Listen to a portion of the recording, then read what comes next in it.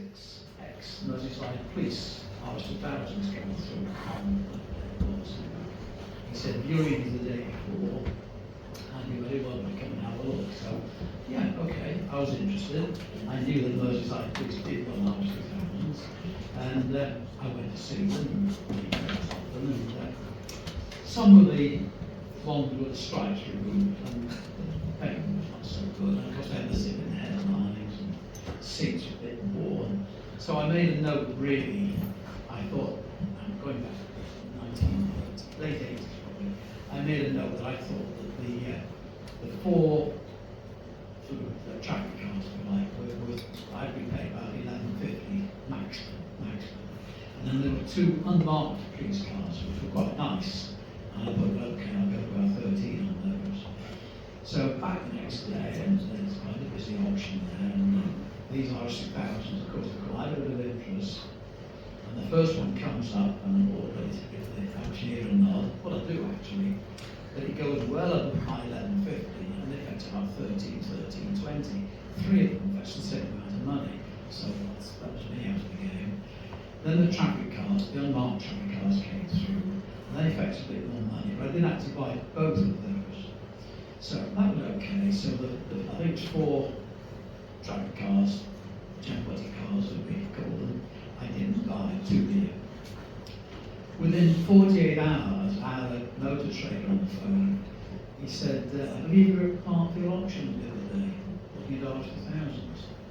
I said, yeah. I said, I was bidding for them. I said, I haven't been for 2 months.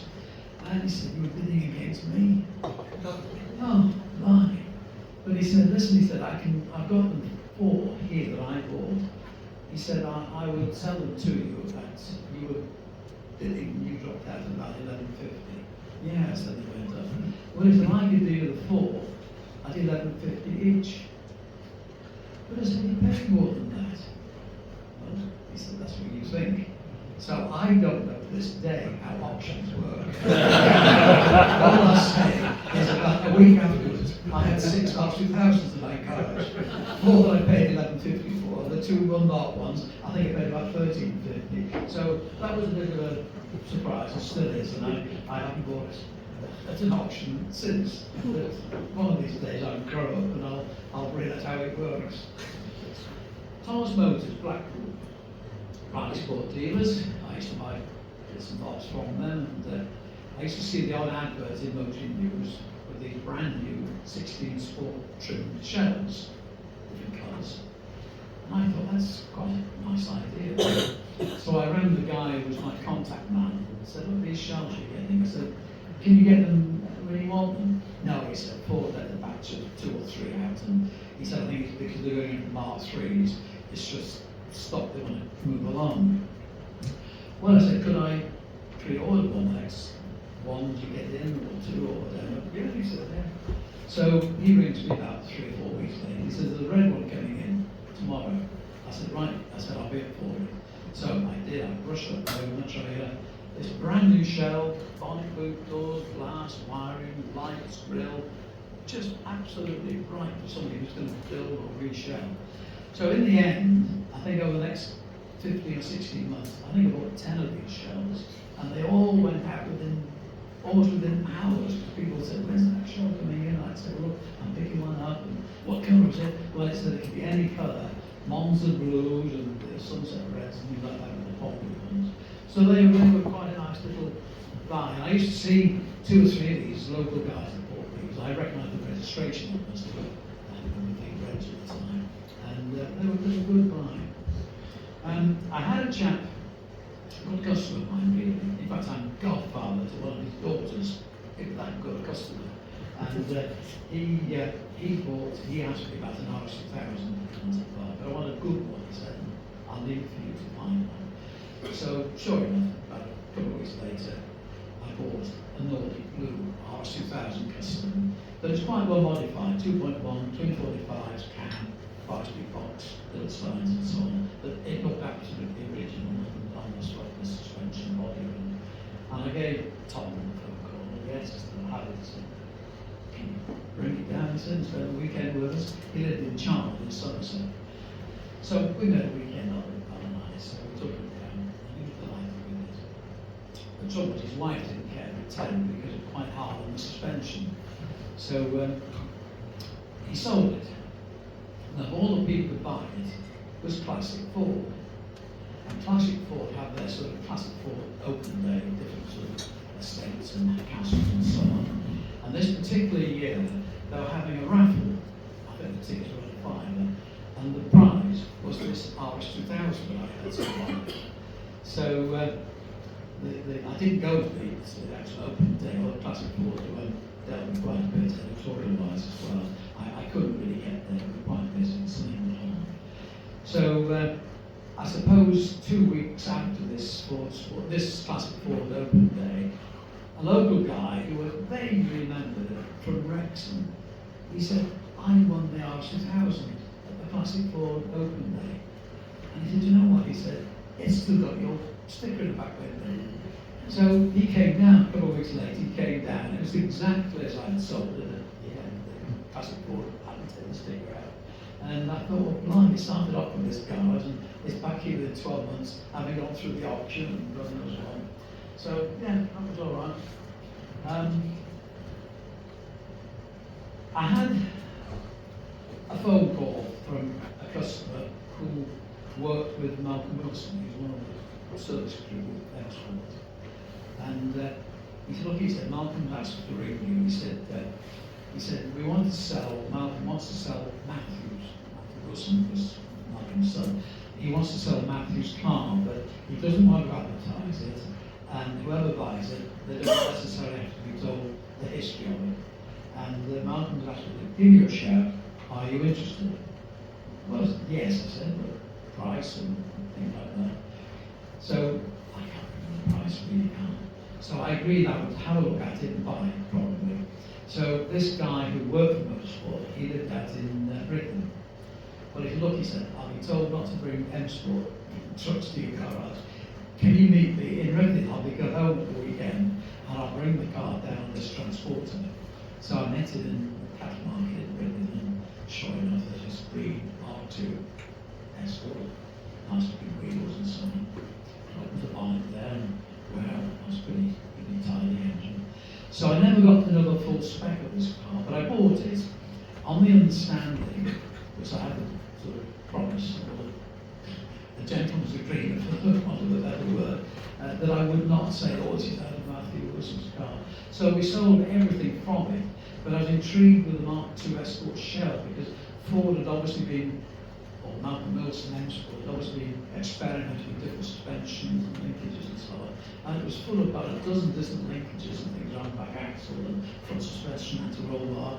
But it all went, and I wondered how people got on, and well, that was it, end of that story. But it was quite interesting to be involved with them. I bought a Mark I Escort 1300L autumn. Cat rang me up, who I knew Benny, he was reasonably local. And if you look at him, I've got to sell my parents' Mark I Escort. He said, my dad died about 10 years ago, and Mum's been driving it, but she's getting a bit worried about scratching this car. He said, my dad worked at Haywood, and before he retired, he put this order in for this 1.3L. It was that blue mint, pale blue metallic colour, not the best of colours, because they rusted like the devil. And he said, would you give me a money? He said, it's been 24,600 miles. The back seat on one road has never been sat on. When you open the boot, spare wheel, still has a five-shot sticker on it. So I said, well, yes, I'd seen this, and I said, yes, I'll buy it. That's an idea. I was a bit worried about the automatic shell, but I thought, well, hey, these rally boys, they like these big wing tunnels. These big transmission tunnels. So I bought it, and I stuck this in my motoring news, of course, 1.3, blah, blah, blah, blah. And this big, sort of loud Cockney guy comes on the phone. And he said, I'm not going to do a Cockney accent because I can't. And he said, this is Mark I Escort. He said, Shell. He said, is it good? I said, it is good. I said, this has been on the ramp. I said, I've checked it around. I said, it drives like a new car. Well, he said, look, he said, I'm in London. He said, I'll come up tomorrow. If I leave about 7 o'clock, I'll be with you about what, 11 o'clock? Yeah, so that's about that. So, sure, this 6'6" giant walked in the garage with another chap. And he'd asked me to put this Escort on the roof so he could see top and bottom. So there must be about 2 hours. I can hear this tapping of hammers. I'm thinking, oh my God, we've got sort of knocking holes in the chassis and so on. But okay, he says, I haven't said what it's for, but he said, I wanted a Citroen shell. He said, I don't really want bonnet boot doors, it makes it easier for transportation there, being bonnet boot doors are always handy. So he said, can you do it as a bonnet boot door and glass and so on? I said, yes. I said, it's an auto, so I said, I can't put much value on that. 1300 as well, standard 30, I can't put much value on these things. No, he said, I understand. He said, I can't get more shells now anyway. So we arranged to deliver this down to his workshops in Guildford, just off the M3. So we arranged a deal where I run this down on a Sunday. I said it had to be a Sunday or Monday. Oh, it's a Sunday's better, he said. So we arranged the date a couple of weeks on. And he rings me, as he said he would do just about Thursday, Friday. He said, you're okay for Sunday? Yes, I said, we are. Okay, so the only snag is, he said, I hadn't realised. He said, it's the Guildford Fete weekend. He said, half the road's going to be shut in Guildford. But he said, I've had word with a local policeman, traffic superintendent. He said, you can follow the floats. I'll meet you somewhere. We'll follow the floats. Well, I think I have more cheers with this escort than these other people. So we get through to the side road where his lovely house is built. And Bobby sort of stepped back and moved bollards, and I followed this road. There's this house, rather like the young chap with the Lotus 14, a beautiful big house with 3, 4, 5 garages at the side. So he asked me if I reverse it to the end door. So I still don't know what the devil this car's being used for. He's not sort of said anything. So he opens this door and I walk in and wow, there must be about 5 or 6 big wing escorts there. And 351 stickers. Well, of course, that was Barry Lee. You remember Barry Lee? He was a world record champion. So we got this car, or this shell, into the garage. Well, he said, look, he said, I'll tell you now. He said, what it is, we've been asked by Barry Lee and Barry Lee sponsors. He wants to do a reminiscence year. I think it was about year 2000 maybe, which could be 25 years after he was world champion. So he said, we're building a replica car, 351, Burton supplying all the engines that they did originally. And he said, I couldn't see very much because it was a bit of a hush hush. It still is really. He said, the music's getting around. So he said, that's what your Mark 1's going to be used for. He said, you'll probably see this in motor news and photographs of it. So, okay, that was, again, interesting. I had met Barry Lee through my right across autocross days, so, you know, I felt it was someone that I knew, which was nice. So, about 3 or 4 weeks later, this young chap who I bought it from, oh, he said, you sold my mum's car? Yes, I said, yes. I said, I went to a good home. And I said, they all properised now, I've got a cop up where it's gone. But I knew he was a bit sport-minded, and I said, do you know Barry Lee? You know, oh, he said, yeah. Well, I said, your shell's gone to the garage, we're building up his 2000-year car that he's celebrating this 25 years of. So anyway, he said, don't tell Mum, she thinks he's got a nice cosy home in the garage. So there we go. And again, just keep an eye on the time here. Mid-80s, I realised that there was an opening for the kit car market. These Lotus 7 kits were starting to emerge, and I thought, well, they're all running sort of, well, most of them are running Ford engine, box axle and so on in various sizes. And Dutton started building the Dutton Phaeton. It was very rudimentary really, but it was quite popular. And I started to sell engines and gearboxes, 13s and 16 crossroads, to these Dutton builders. And before too long, Tim Dutton, who was the founder of the company, came on the phone and he said, look, he said, I understand you're supplying several of our customers with your engines. He said, next year, and I forgot what year it was now, he said, next year, he said, I'm thinking of running a 1300 championship on different club circuits, just to get things publicised and moving. Well, I said, yeah, that's interesting. I said, there's plenty of engines around, these 1300 engines. Well, he said, that's right. He said, we're limited to a maximum of the 13 GT, nothing more than that. By the way, he said, my son is going to be competing. Do you think you could sponsor him? Well, I've been down the sponsorship route before. You sponsored one car, you said another 15. So I explained that I was quite involved with rallying, really, and I didn't really have the sort of budget to start bringing Besides, I'd already been asked by 2 or 3 of my more regular local customers if I could help out if they did this championship, and I declined them, so I couldn't really start showing favours to Tim Dutton. So I didn't. But what I did do, I did have an engine man, Junction 3 on the M6, Bedworth I think it was, and he was virtually supplying the engine single-handedly for this championship. So he got in touch and he said, look, he said, I've got to order about 12 engines in the next 2 or 3 months, 1300s. What can you do? Well, I said, yes. I said, give me 2 or 3 weeks. I said, I get 13s in quite regularly. Well, he said, I want 12, please. So, okay, that was it. So we arranged the delivery date some weeks ahead, and I went down to his garage with these 12 engines on the trailer. And yes, he was well made up with them. He rang me back a couple of times, said they got a couple of class wins on this event, a couple of class wins on that. And he said they're all engines that you supplied that we sort of modified. Westfield came on the scene, and they were quite popular, and they were very nicely engineered, really. And the CEO of Westfield, a chap called Chris Smith, nice guy, but I think he was a bit nervous about committing to some of the mechanical stuff, and he would tend to bounce ideas around. What diff should we use for this engine? What diff should we use for that? And what about 4-speed and other 5? So I'd answer these questions, and he said, look, he said, we've got a stand at the classic car show. So he said, I'd like to meet you if you can. Well, that was fine, I wanted to go anyway.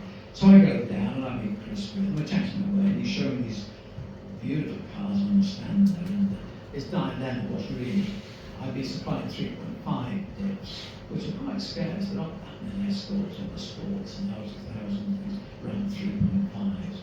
And he said, go run 5-speed boxes, or what do you think?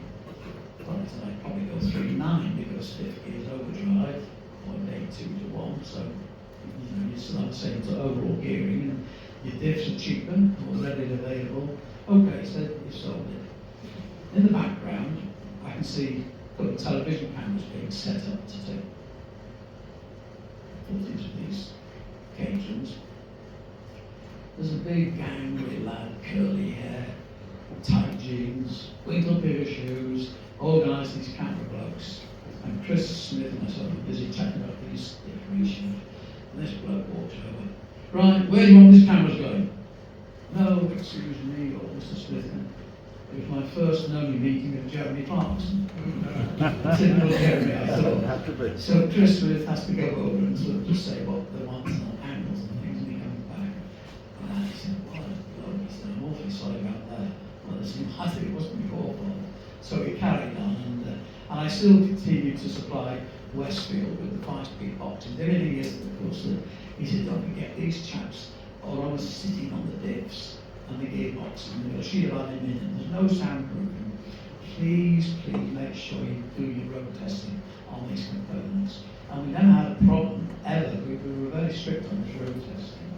So that was Westfield. We also dealt with Janetta in Sheffield, and they were all right as well. We had a similar problem, really. They all wanted 3.5 diffs, and there weren't that many around. I had a very interesting customer who was building a Westfield, and he came on the phone one day and said, look, he said, I've ordered my chassis from Westfield. He said, it's going to be probably 8-9 weeks before I receive it. He was an air sea rescue pilot based at RAF Valley. And of course, being who he was very precise in what he was wanting and what he wanted to know. So in the end, he left it for me, really, to decide on his engine specification. And I thought, well, I said, is this a road car or a sprint? No, he said road car. He said, my wife and I just googled around. Well, I said, okay. I said, I think the crossflow engine, I said, it's a versatile, really. It hasn't got cam belts and braking and so on, so on, so on. Okay, so I'll go with that. So we built an engine for him. Well, we don't build it actually. I bought a 16 gear. Now the gears were driven by, shall we say, mature drivers. They weren't dragged around, and this was an automatic 1600 gear. So I thought this engine's had a steady life, I'm sure. So we used that as the donor, stripped it down, and everything was absolutely perfect, really. So we popped a can in. I said, look, we put a BCF2 can, which is like Kent's fast road can. It's not a road burner, but it gives about 10 brake horsepower. And I said, because of the bonnet line, I said, you're going to really have to run 240s. All right, I said, I want those, please. In fact, I think we bought those from Donny in the farm. Sorry, right, he moved it for him. So we built this engine up for him, and we got this delivery when it was convenient, correct? We delivered it to him in Anglesey. So, yeah, okay, we delivered it, and he decided he'll buy a 2000 box at the same time. So, okay, engine box, nice run, Anglesey, Valley's the bar, as you know. So he's really pleased with this. He's struggling around this car. He's loving this car he's got on the way. It's now on his wheels, and he can't wait to get this engine box installed. So that's it. We had him farewell, and about 3-4 weeks later, he said, Ian, I've got this engine installed. And he said, I've done about 20 miles in it. He said, I think there's a head gasket gone. He said, the oil's all emulsified, and it's running hot. God. Well, I said, listen, I can't understand this. I said, these engines really. I said, look, I'll come over at the weekend. Would you allow me to collect your car and bring it back to the garage? Yes, he said, I would. I would. It's absolutely fair. So we go over it and we pick this car up.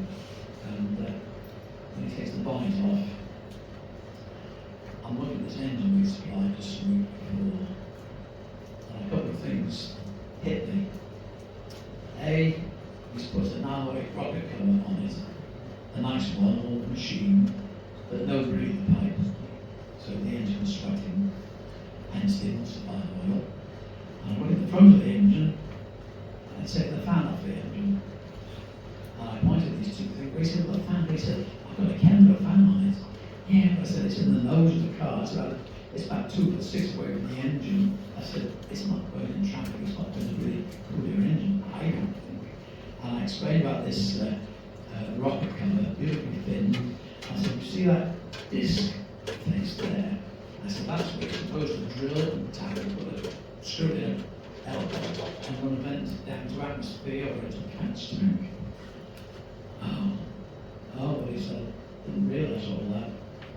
But I said, look, if I can take the car back on the trailer, and we will strip this engine down, and we'll just see where the fault lies. So we do that, we strip it down, of course, the emulsified oil everywhere, but the engine base is absolutely faultless. We rebuilt it. Well, yeah, we rebuilt. We washed it down, of course, very, very carefully. Rebuilt it. We drilled the rocket cover, put a 9-degree elbow, bent it down. We put the original fan, which I collected from it, back on the engine, and we got it fired up, and it was beautiful. So I ran this for a couple of days. I did about 20-30 miles, and it was absolutely on in traffic, beautiful, no overheating. So I rang him and said, look, Simon, I said, I think we've cured that problem. I said, I've done, by this time I've done another 15 miles, 20 miles. I said, we've done about 50 miles. And I said, it's not mist. I said, it's not overheated. I'm dipping the oil all the time. I said, I think the oil problem was caused by this rocket cover. I said, I'm quite happy to bring the car back too, if you wish. He was a bit sheepish about what he'd done. Okay, he said, well, look, he said, I'll pay for what you've done on that. Well, I thought, well, do we or don't we? He said, I'll tell you what, he said, I've been thinking about this. He said, I put that 4-speed box in which he brought me. I think I'd like a 5-speed box, talking one or two West roads. Could you bring a 5-speed box over with you as well? So I said, yeah, okay. And I said, we want something activated for the bell housing. Oh, okay. He said, well, whatever you think I need. So this car's on the trailer, take it back to Valley on a Sunday, in the summer, sunroof open on the car, Westfield on the trailer. And as we're approaching Bangor, the hospital there, we see this bright yellow helicopter taking off. And all of a sudden, it veers left and comes down and hovers over us on the A55, giving his nose up and down. But of course, it was right across the side. What the cars behind us thought on these two middle-aged people are sort of waving through the sunroof, but they've never seen an aeroplane or helicopter before. So sure enough, it was Simon, my customer. So we got to the house, and his wife met me.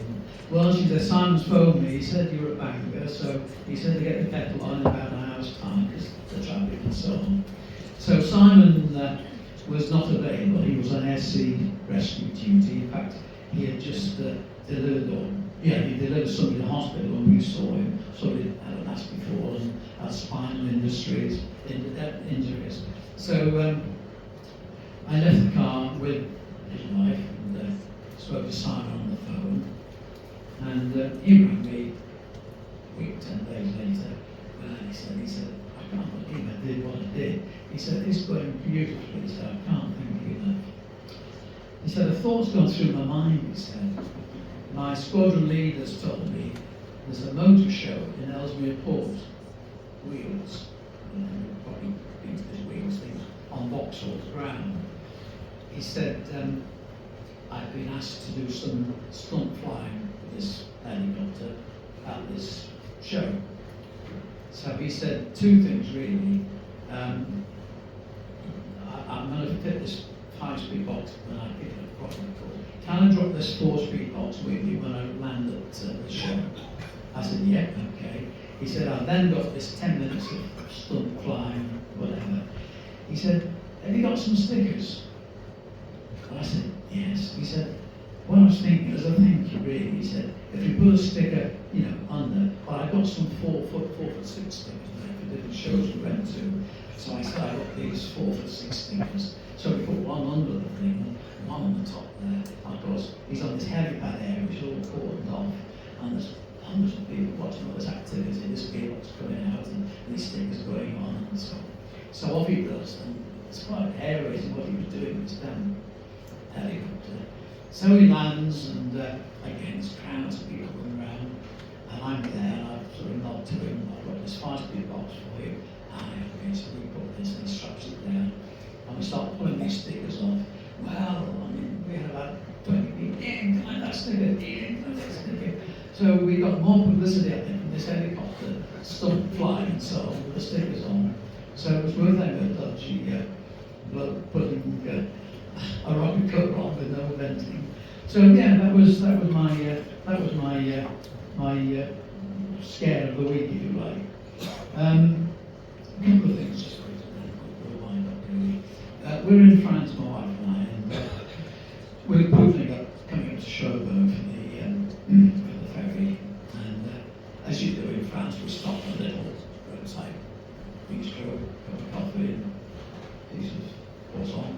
And I suddenly see people in the village walking or pointing up the road, you see, and like the temperatures like this and like, hey, this angel sign they recognise. And driving past is this pale blue Type 35 Bugatti. And the local French people are hysterical. The only thing is that I had spotted it was on a cube plate. So, as we know, that's car territory.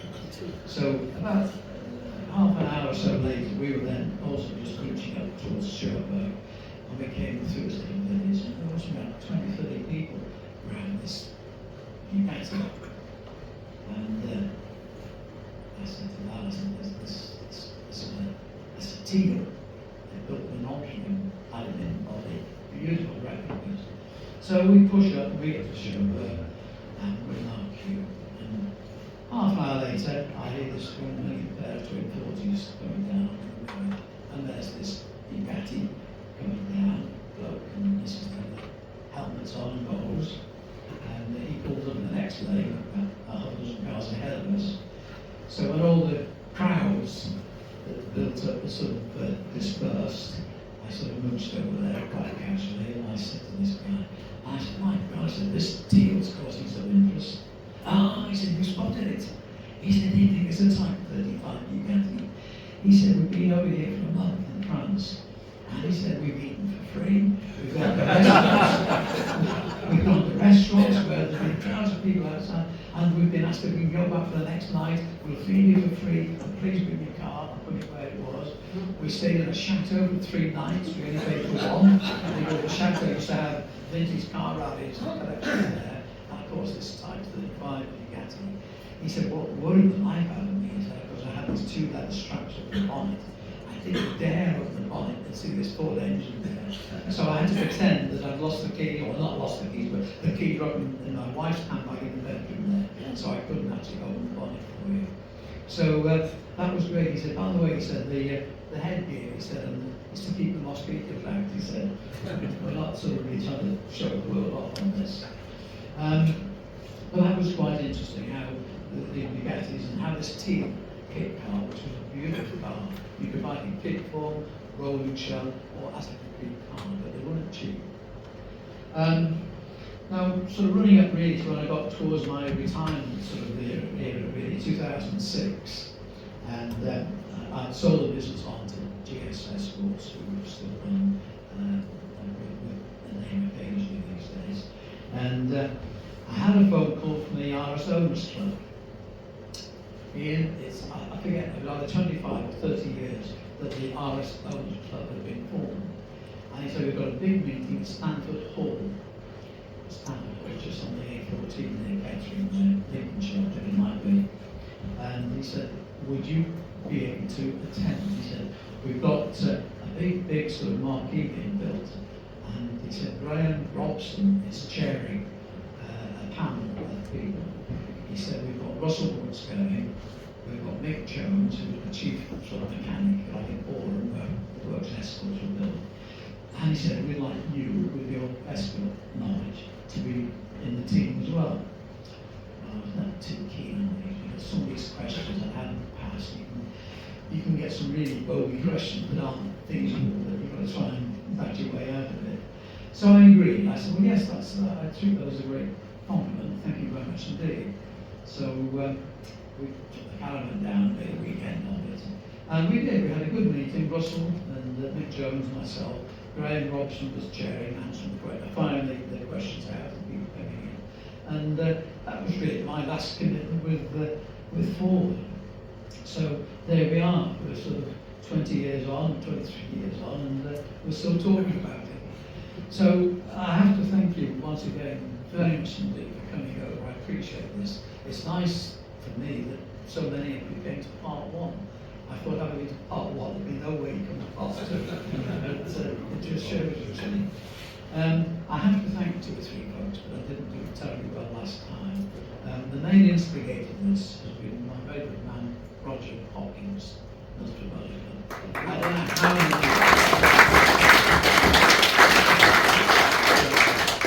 he deserves that. I don't know how many emails we exchanged over the last few months, but he's been a very, very busy man. Mike Lawson, our chairman, Mr. Mulligan speaking now, our chairman. Thank you, Mike. You've been doing an awful lot in the background as well. Mike Harrison, again, thank you. Of course, we've got Phil Granhill, who's done the video. He did part 1. I hope he's done part 2 tonight. So I'm looking forward to seeing that, Phil. Thank you very much. And of course, my very good pal, Pete Rowland, next to Phil. Pete's been working out the sound system, which I had a little bit of a problem on initially, but Pete's done the sound system, and I appreciate that so much, Pete. So thank you, and thank you as my friends here. Thank you very much indeed for being here.